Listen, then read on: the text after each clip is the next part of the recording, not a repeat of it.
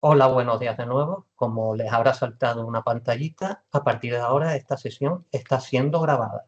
El objetivo es poderla compartir con aquellas personas pues, que por algún motivo no se hayan podido incorporar a la sesión de hoy.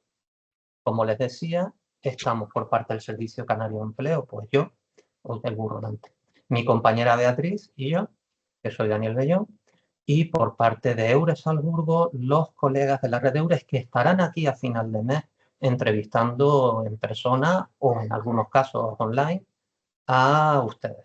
¿Ok? El objetivo de esta reunión es que ellos van a contarnos en qué consiste vivir, trabajar, condiciones de vida, condiciones de trabajo, de tal modo, en Austria, en su región, de tal modo que cuando ya sea en la entrevista nos podamos centrar en ustedes. No estar preguntando esto cómo va, esto cómo no va, porque eso esperamos que terminen sabiéndolo. Okay? So welcome, Emmanuel and Gerhard. Okay? I Thank was you. informing participants about how things Mhm. are going on from here. The goal of the meeting is that you will explain how things are in your region in Salzburgerland, about living and working conditions, about jobs, about salaries, etc. And this way, when you come hopefully to the Canary Islands and Balearic Islands to make the interviews, we can focus in participants one by one because all these general issues will be solved now during this session. So, Emmanuel or Gerhard, the floor is yours. Thank you very much, Danielle. Thank you. Thank you also to Bea. Would like to send out a heartfelt welcome to our presentation. Thanks for the interest, and thanks for sharing that time together with Gerhard. We're very much looking forward to hold this presentation, show you a little bit about our beautiful country, and the living and working conditions in Austria, and to hopefully meet you all either online or in person in Gran Canaria or on the Balearic Islands. I hope you can all hear me loud and clear. I try to talk loud and clear and slowly so you can all understand me. So the presentation, as you can see, is about our living and working conditions tailor-made for the upcoming winter season and for the year following. Some overview of Austria, a little bit general information. It's interesting. You can see where Salzburg is located. This is Austria, the beautiful map. It's located in the heart of Austria, Salzburg. So Salzburg, there is the city, but there's also the countryside. We have a total working population of just about 260,000, and as you can see, mainly in the services sector. Also, as you can imagine, there is a large part in hotels, hospitality, and in tourism. We move on. This is a more detailed map of Salzburg. As you can see, there is Salzburg, the city, and then more in the south, some difficult names to pronounce. Pinzgau, Bongau, Lungau. This is more the Alpine region. This is where mostly the hotel and tourism jobs are in terms of like the winter and summer season, where we have also the skiing. This is where the Alps are located. A little bit, it's divided into 6 districts with the capital city as mentioned, Salzburg, and we call the whole thing is called Salzburgerland. That's the Salzburg region.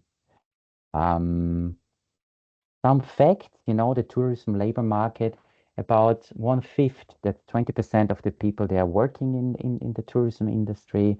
We have all up for this small region, quite a lot of companies. So that's just over 3,000 companies or nearly 6,000 companies. And over the years, we had always a steady increase of guests. A little fact below. So in terms of overnight stays, this would be around 30 million overnight stays just for this region in Salzburg alone. And this is an actual data of the year of 2024. Where did the guests come from? As you can imagine, yeah, mainly Germany, Netherlands, Holland, in that sense. Some of Eastern European countries are very interesting for us, and Great Britain in that sense, mainly England. So where do we have the jobs available? This is similar to the Balearic Islands. We mainly have them in the kitchen area, chefs and kitchen helpers. In the service area, of course, waiters and waitresses. In the cleaning area with the room attendants, and of course in the area of reception. The area of reception, there the language is very important, the knowledge and the good knowledge of the German language. But I will talk about this in a little bit more detail further on. We had a little thought, and we thought, why would we want to work in Austria? What could be some reasons besides the financial aspects? Some reasons could be just to have another experience, gain experience, gain knowledge, and use that ability that we gain, and then just apply that whatever job we will do in the future. Sometimes there's not the right job in the region, and sometimes people are just ready for a change, and there could be several other reasons. Yeah. Now, very importantly, I think for all of you is what can you expect, and more in detail, what are the working conditions? So it is a seasonal work. Mostly seasonal. Sometimes in hospitality also there is a tendency, I think Gerhard can confirm that, to the whole year-round positions, which is also possible. We have the so-called collective agreement. If I may explain this a little bit, what do we stipulate in there? There's the working time, the wages. At the moment, the minimum gross, it's not net, gross wages are with 2,000, just over 2,000 euros. And this is on a 40-hour work week. The gross wages, I think you can always minus depending on the wage bracket you are in. And that maybe Gerhard can help me more with that, but I think it's between 15 and 20. So in average, I think it's around 18% that you could minus there. What else do we have? Different Yeah, from Gerhard? experience and yeah, the things. That's the minimum. The minimum yeah. from the collective agreement. Exactly. Thank you.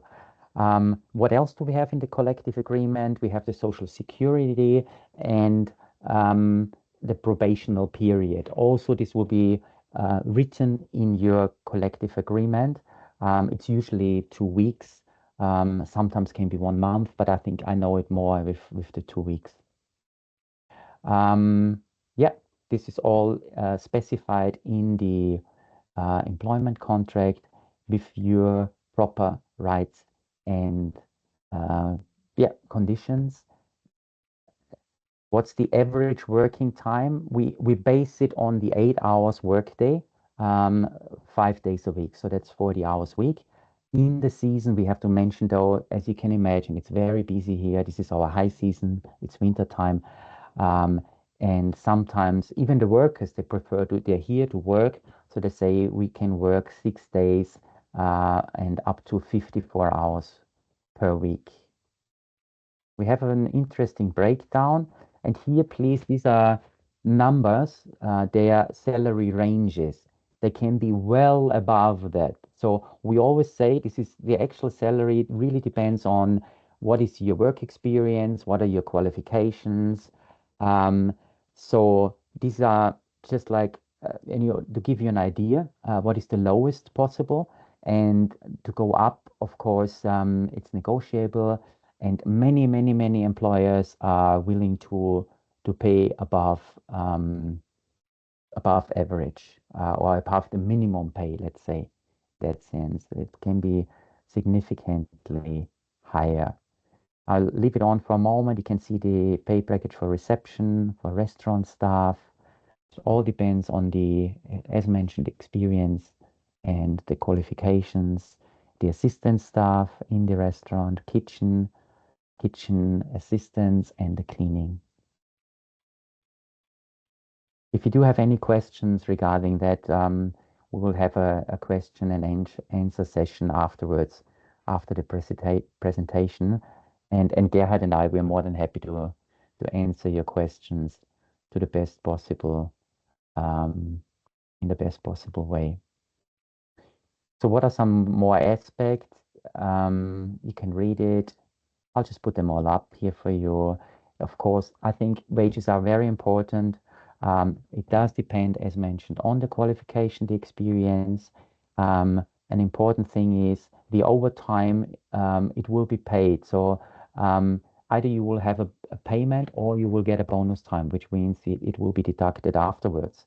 You do have in Austria something unique, quite unique. You do have a holiday and Christmas pay. So we do have the 13th and 14th wages. And for example, if you do work only 3 months or 4 months in Austria, this will be calculated pro rata, and then this will be added on top of your final payment. Mainly, there is free accommodation. That's a big advantage. That's a big plus. Although I have to say, and Gerhard and I, we do our company visits, and there's some really high-class hotels.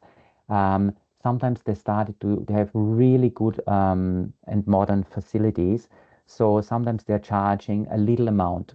Sometimes can be up to 150 euros, which they minus from your salary, just in order to make sure that the staffing facilities are really taken care of, and that they're in good condition. This is very important for the employers. But I have to say, mainly, and I think Gerhard may agree, mainly they are free. Yeah. Holidays. Yeah, Gerhard. 95%. Yeah. There's a free accommodation. Yeah, I would say so too. We have modern companies, new staff houses, and for these new staff houses, they have a little of pay, 50 or 70. And sometimes they really have top of, like, super internet. They have TVs inside. They have their own shower facilities, of course, everything. And we have seen some. They're really, really, really nice. Thank you, Gerhard.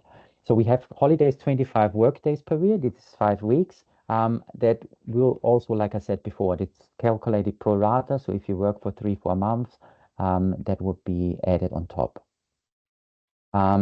This is important. Social Security, of course, it's a big thing. Of course, you will be registered at the Social Security office. And this is also, I don't know how it works exactly in Spain, but maybe similar, the contributions, they will be deducted automatically from so the employer is actually transferring them to those Social Security payments. What's included? What's included is health, of course, accident, retirement, pension, and unemployment insurance, which is all taken care of. Then we have something, it's called the e-card. That is our, let's say, health card. If you do go to the doctor, and if you are registered in Austria, you will get that sent to you. And so usually you go to the doctor, and that's free of charge. The taxes, like I mentioned before, they will be directly deducted from your wages, and yeah, the employer is responsible for that. We're moving on. In terms of residence in Austria, there is this obligatory registration. We have this process. Yeah, this is for all the citizens of the EU and the European Economic Area. generally done within 3 days after your arrival. So with your new address where you're living there at the moment, this will be done at the municipal authority or the town hall or magistrate. And what are the documents? Needs to be like a signed and completed registration form from the tenant or from the landlord, your ID card or the passport, and a registration for further residence, which means because it's you're living away from your home, and that requires another document for this to be registered. After you stay there for 3 months, there is one further document that is required, and that's at the municipal authorities. It just shows that you're there for longer than that period of time, and that document will be provided for you. But, I mean, at that sense, you will have to fill it out. And if there is any questions, your employer, and we can help you with that. On the other hand, what do the employers expect from you? A good knowledge of German would be something desirable, I would say. Even though there is some positions, you don't have to have a very good knowledge of German or like, let's say, some sort of basic knowledge of German. I would say, for instance, in the kitchen area, sometimes big kitchens, the main language that is spoken is English. Of course, if you're working in the service and you're working on the guest, and the guest is from Austria or Germany, then the German skills would be very helpful. And exactly also, as I mentioned before, in the area of reception, there's a very good knowledge of German expected, also because you're doing the whole correspondence, you're picking up the phone, writing emails, etc. So this is quite important, actually very important. We have it's mentioned here, the Europass. It can be like some sort of assistance in that sense with your application or with your curriculum vitae. In Austria, we are, I don't want to say conservative, but it's probably the right word. The employers, they still like to see a picture. So they still like to have this notion, like they like to see how do you look like, how do you present yourself. And I know in some countries they're moving away from it. Here in Austria, they really still do like it.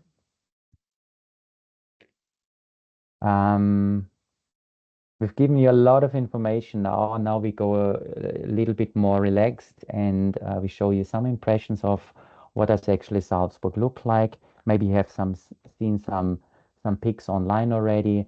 We have selected a few just to give you a little contrast. How does winter look like? How does summer look like? So you can see it totally transforms the landscape. We have here Selam Sea on the left. With the lake, you can't really see it because it's frozen, and the glacier there in the back. Actually, the top right-hand side is Kaprun, also quite a famous and touristy place. That is a glacier, so you can ski here literally 365 days, and with the lake in summer, get off the slopes and then go for a swim. That's a quite unique experience. We are located in the center of the, let's say, Alps, the highest mountain region in the center of Europe, with the highest mountain on the bottom right. It's called the Großglockner. Just to give you some nice impressions. Salzburg, the city, there's this famous shopping street. It's called Getreidegasse. That's where Mozart's, maybe everyone knows Mozart. It's the conductor, famous Austrian. He's born in Salzburg. There's also Mozart's birthplace there, with the castle in the backdrop. Some impressions, what the summer look like. So there's lots of lakes, waterfalls. It's quite touristic, not just in winter, also in summer. We have castles, ice caves, and some of the highest waterfalls, the Krimler Wasserfälle of Europe. Some funny comparisons. You can see here some international stuff. We have England, United States, we have Iceland in the north of Europe, and we have selected some of the pictures that we thought, wow, look, actually, you know what? You don't have to go so far. You have all of them in one country, which we unite here in Salzburg. You can see the pictures, the upper ones with the lower ones in comparison. There is definitely some sort of similarity. We show you some more impressions. Now we have Canada, the Maldives, and even Harry Potter Land, Hogwarts. We have castles, we have a lake, almost as beautiful as the Maldives, and yeah, just some interesting, funny comparison. Another important point is, and I think you all are wondering, what do I eat in Austria? Like, what is the food like? What does it really taste like? So we have some interesting selections here for you. Maybe you all know, or maybe you don't. The Mozart balls. It's a sweet. It's a chocolate with marzipan, and it's quite unique to our area. We have this cheese Kasnocken. It's a cheese-based dish, and very traditional, very rich. We have our sausages, the Bosna, and something very sweet, the Salzburger Nockerl. We're thinking you're not just here to work, but you're also here to enjoy. So what is it that you can really do also in your spare time? Of course, there's lots of activities in summer, also in winter. Some of the winter activities we have listed here. Yeah, you can see the castle again, beautiful walks, the downhill with the sleigh, tobogganing, I think you call it. Skiing, of course, that's huge. It's the biggest tourist magnet in that sense. We call snow, we call it our white gold. It's almost like all the tourism is dependent on that in winter. And ice skating, of course. Little contrast, the winter to the summer. And we're nearing the end of this presentation. So this is the summer. Those are the summer activities. You can see the downhill, some water. Let's say we call it the Wasserspiele, the water games. It's quite funny. Beautiful lakes. And of course, you can use the gym facilities, or you can do some adventure sports like kayaking. We're moving towards the end of our presentation. We have everything together, like combined in a little summary. We have it in a leaflet that we can give you in person if you come to the interviews. It's called Living and Working in Austria. Here's the EURES link, the new and updated EURES link, and of course we have the living and working conditions also on the main link on the EURES website. In case you're wondering, our names here again, this is Gerhard and Emmanuel. We have our main email address, eures.salzburg@ams.at, with the phone number. Phone number is a general number. You will be connected. So if we are busy, they will leave a message, or you will leave a message, and we can call you back. The easiest way to get in touch with us is, of course, the email address. What else is there to say? We see you in Salzburg. Thank you for your attention. In case if you decide, we wish you a great trip to come and have this new and wonderful experience. Thank you very much. Thank you, you. Emmanuel. Thank you, Daniel. Thank you, Gerhard. Thank you. Thank you. Yeah, you saw Salzburgerland, right? So Yeah. I want to go on holidays, not for a work. Okay. Well, Yes, for all. Yeah. Chicos, chicas, es tiempo de preguntas. We have one question from the chat. That is Germany is mandatory to work in the sector during winter time? I would say mandatory. It's of great assistance because we have a lot of employers. They're still very traditional, so they expect a certain level of German, and I would say also a certain willingness to learn the language, because that's the mother language. Let's say the native language. That's the main communication tool. But saying that, like I mentioned before, some areas like in the kitchen, Gerhard and I, when we do our company visits, even sometimes in the service area, Gerhard, they said in winter there's so many international guests, so English is fine. English is fine, yes. Important is English. We have sectors there's English enough. So for the breakfast service or me in the restaurant, it's possible to work without the German language. Yeah. So we must make the contact with the employer and speak with the employer and make the contact with the employee, and then we have also a chance to place to find a job without the German language. Yeah. Normally is important in this area. Service, restaurant service, reception is very important, and we have good chance in the kitchen. In the kitchen, we have many companies with international workers. Yeah. And so. Okay, there is we will see. We will see for. Okay.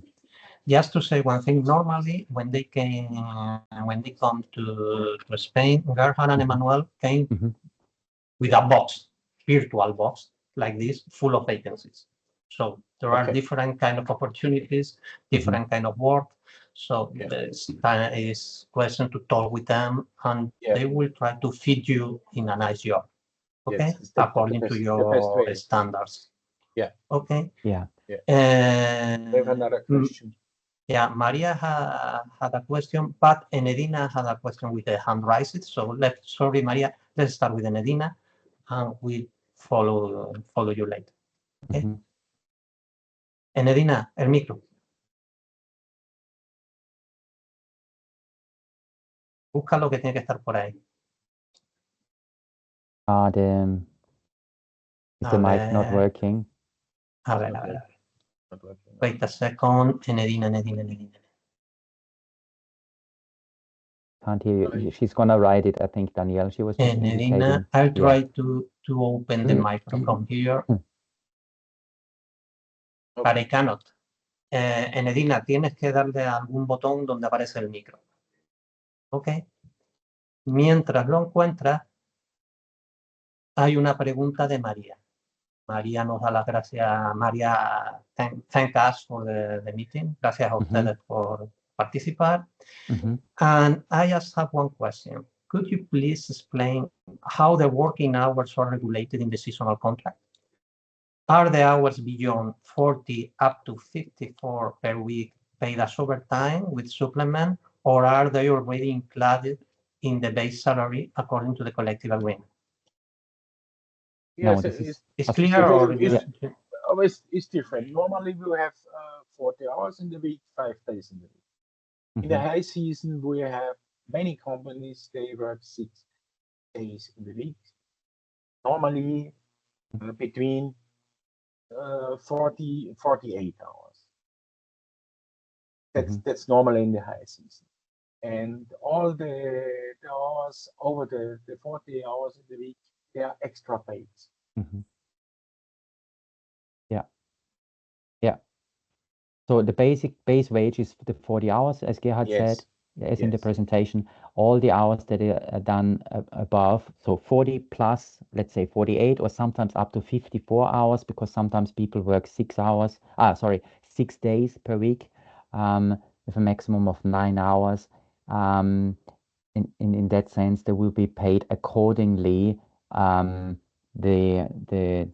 bracket that is to be paid for the overtime. There's also a different taxation, Gerhard, I think, for the overtime. Yes, it's a different taxation, a little bit more on taxes to pay. In the end, you have more money. You work more hours, you have more money. We have many companies. They say no. We have a 5 days with 40 hours. We have companies. They say yes. The high season we have more guests in the house, so we have more hours to work, and you work 6 days a day. Don't worry, all is paid. That's the good thing. All is paid. Yeah. Thank you. Different from company to company. Okay. And Edina, do you find the micro? No, write the... Escríbela en el chat. Vale. Hay otra pregunta por aquí. I have a question about the accommodation issues. I would like to know how the accommodation works. If this with a share room or it is like that, it is like that, sorry. With how many people you share the room? I would say generally the tendency is single rooms, although it depends on the employer. Sometimes you sharing, if there's 2 ladies, but they have to agree with this, they will have to be informed accordingly. But generally, I think the tendency is towards single rooms. Yes. Okay. Yeah. There is another question, but it's not for you, it's for us. If I stay 6 months in Austria, do I lose my right to healthcare in Spain? A ver, si te vas más de 90 días de España, salvo en determinados motivos, pierdes la asistencia sanitaria española porque no estás en España. Pero a la hora, tan simple como a la hora de volverte a dar de alta, a reactivar tu tarjeta sanitaria al retorno. Es decir, mira, ya estoy aquí. ¿Vale? Lo lógico es que si estás en Austria, la cobertura sanitaria te la da Austria. How is another question, the registration process in Salzburg? Is it easy? Is it difficult? They need to make paperwork, too much paperwork? No. No, I think it was quite well explained in the presentation. It's easy. You sign the contract, you read the contract. Contract is in either German, mostly I would say in German, Gerhard, yes, of course, or in English. Mainly they have the standard contract. It says the hours, it says the time, sometimes the benefits, but mainly they're straightforward working contracts. Yeah. If they need to go to the town hall or whatever to arrange anything, they will receive some support for the company. Yeah, they get the information usually. Either there is the HR office, or it's the director in the smaller places. And usually we can hear somebody. Usually you get the information firsthand when you're there. As we know, there's probably similar in Spain. There's this onboarding process. So the moment people arrive, they will be welcomed. Most of the time they would have like a welcome information leaflet or package where they have all the information in there. And if they do need assistance, they can either ask directly there. If we have the time, Gerhard, we can also assist. Sometimes it's a question of time. Okay. Yeah. One question more. We have questions. It's nice. Beautiful. It's very, very nice. Love it. Thank you. Thank you for the questions. Muchas gracias por las preguntas. Es importante que pregunten. The question is from Jorge. Is it your screen? Sorry. Yeah, we are watching your emails. I'm so sorry. Take care. Take care. I'm sorry. I thought I finished my presentation. Maybe we discovered something. Thank you for your Konto account. Something okay, so incognito. Have a kind of top for age range. Yeah. This is the one question. Do you have a level in the terms of hiring because you are too old or you are too young? At the age range? Yeah. That's a good question. I mean, I would say it really depends, because it depends on the employer. You know, if the employer really needs somebody and the person is, let's say, in the area of 60, it just depends on what area they're working in. But I think in that sense, there's no problem. Age range that you say, like, you can't work in Austria from a certain age anymore. Okay. Another question from Álvaro. I would like to know, how do we know if we are selected? So now we are in the very beginning of the process. Yeah. We are informing. After this, you will have the interviews in October. And the question is, okay, after the interviews, yeah. Okay, yeah. when I know that I'm going to Austria or not. It's quite individual. Sorry, Gerhard, but maybe you can elaborate. It's quite individual. Sometimes if we see the application, we're already, you see the person, you do the interview, and you think, this could be the right company. And then we can already do a refer you literally straight away. And sometimes we have to think a little longer, and then we will start the application process in Austria. Then you will always have the information in a CC if we send your application to the employer. Yeah. Okay. Sometimes it's possible we find the job before we have an interview, and you get an answer from the company before in the next week. Then we will find before right position. Okay. Other question from Carlos. It will like you, Gerhard. I have years of experience and training in the field of cooking and waitering. Yeah. Okay. But I don't speak any German. I have a good level of English and experience working abroad with international colleagues. Is it possible to learn German on the job? Yes. When will we find out if we have been selected? Yes, it's possible to find a job in the kitchen. When we have a big kitchen with more nationalities, then it's possible without German to work and speak only the English. And it's possible to learn German when you work here and stay here. We have courses, we have institutes, and you learn German by learning by doing. So it's also possible.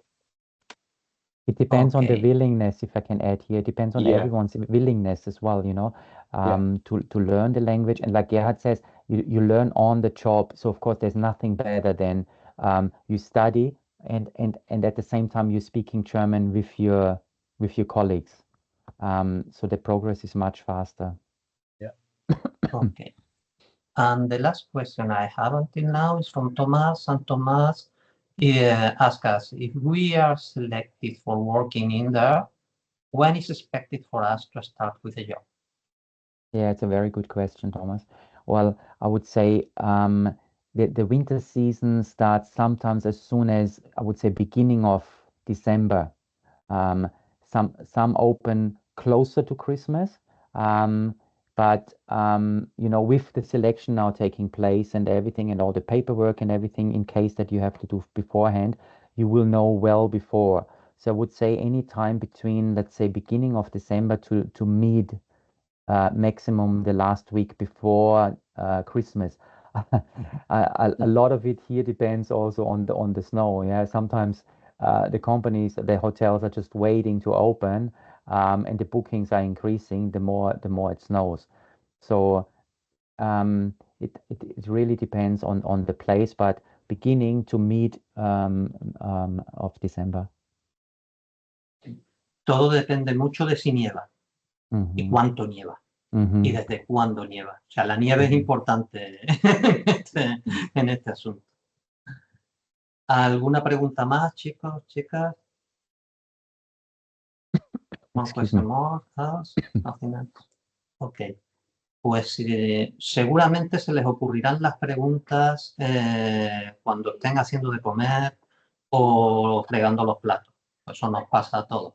Pues es un buen momento para después sentarse, redactar un email y hacer las preguntas que hagan falta. ¿Ok? No hay pregunta tonta. Eso es importante. There's no silly questions. Sometimes what you think is a silly question is the important one. Es la pregunta que tenías que haber hecho. Entonces, no dejen de preguntar lo que se les venga a la cabeza, aunque no sea ahora mismo, por lo que sea, sino más adelante. ¿Ok? Por nuestra parte, muchas gracias por la paciencia y esperamos verlos o aquí en Canarias o nuestro compañero en Baleares y, por supuesto, a Gerhard y a Manuel. ¿Ok? Tengan muy buena tarde.